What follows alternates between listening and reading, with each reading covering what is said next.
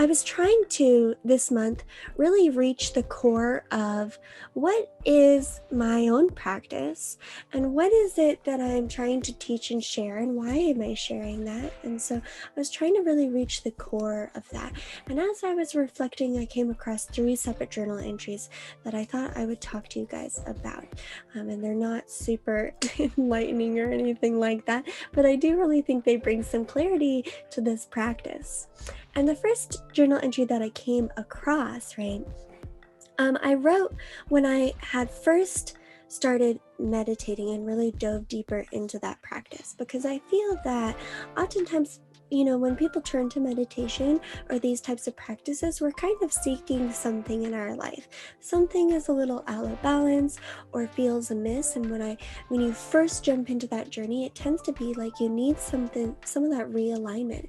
And so the first journal entry I wrote was when I had arrived into India, and I was kind of put myself randomly into this situation of living in an ashram, going from a very busy corporate legal world and job, and a very busy lifestyle, to just kind of, I was worn out and burnt out, and I needed to get away, and I didn't know what that looked like, but very quickly I made a decision that I had to leave, and I had to kind of completely stop everything I was doing and refresh, right?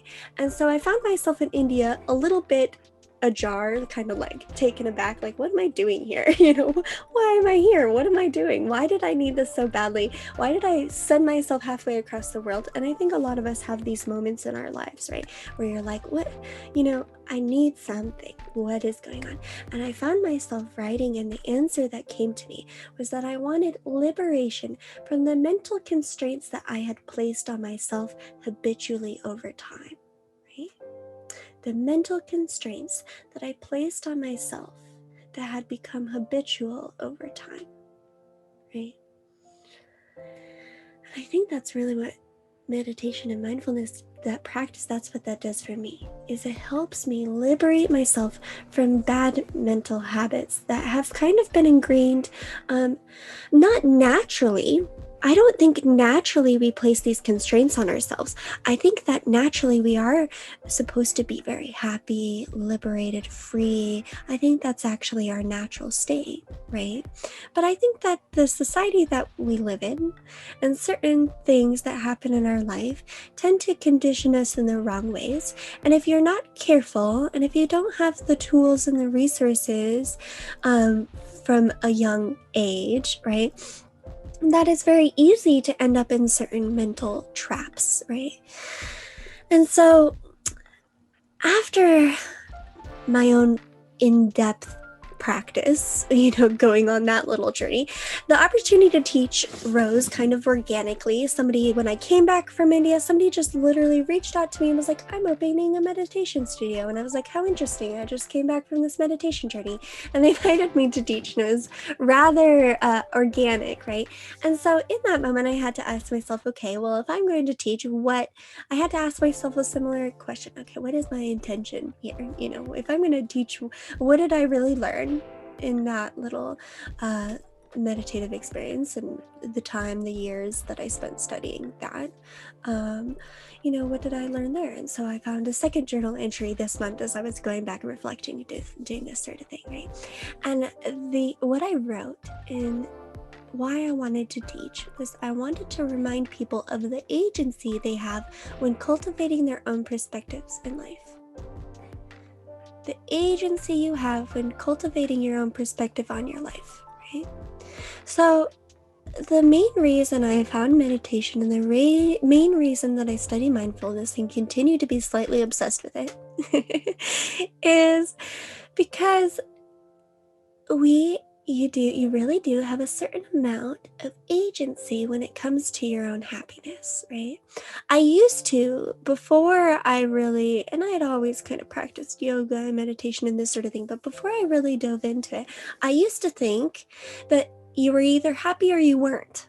And that was sort of a random sort of thing. It was just an experience that you either had. Happiness was something you had or you didn't have. You were either sad or you were happy, right? And some people, I believed, were more adapt to being happy than others. And it was just that they were kind of lucky, right? And I, being diagnosed with depression and anxiety and all these different things, that I was genetically disposed to be a little unhappy. And that was just who I was. And I almost identified with that a little bit. That I was just depressed. That's who I am. and I couldn't do much about it except for maybe take some medication that would alter my brain genetics. Not obviously that doesn't alter your brain genetics, but help the brain chemicals that I am not naturally producing myself in my brain. Right? That's how I used to think about my depression. It was just something that happened to me. It wasn't created. It was just the way that I was built, and so be it, right? We all have the struggles in life, and that was mine, right? But after meditating, right, and after this practice, which just resonated with me, I started to realize a little bit more that really what had happened was that over time, because I took no agency in my own happiness, that over time I allowed myself to become a victim to the mental habits that I had cultivated. Right? I had lost my agency. I gave myself zero agency to create my own mental state. Right? And through meditation and mindfulness, I regained that agency. And I hope very much that this class is what that does for you, is it helps you remember that you do have agency in cultivating your own perspective to a degree. Of course, certain people have extreme situations, live in extreme poverty or war zones, or there are these things where, sometimes life is just difficult. I do believe that as well. But within that, I do believe everybody has a degree of agency that can help you cope with life a great deal, and that can change your life from being a prison to being a sanctuary. Like, you can choose that sort of thing. So before I go on to the third journal entry that I found myself reading this month and reflecting on this month, I thought we would take a little meditative break and sit on that. And I want to give you the option in our sort of 10-minute silent, partially guided meditation together to either have more of a thinking meditation and mulling over this idea of what does it look like, feel like to you if you were to be liberated from mental constraints, right? So you can use this time to sit with that idea, right? Or use this time to sit with what you hope to gain out of this practice, what you're searching, what are you seeking, why are you here, So you can have more of this dialogue in your mind during this time, or you can take the opportunity to sit in silence and know that either, I feel like, meditation, sometimes we make it more technical than it needs to be. Meditation, to me, it just is bringing intention to some space and time and stillness and quiet, slowing down, being more intentional, reflecting, right? And allowing that process to happen organically, and to sort of intuit what you need from your practice. So I will guide you into that space and I will guide you out. But we'll do just a few moments of silence here together today. So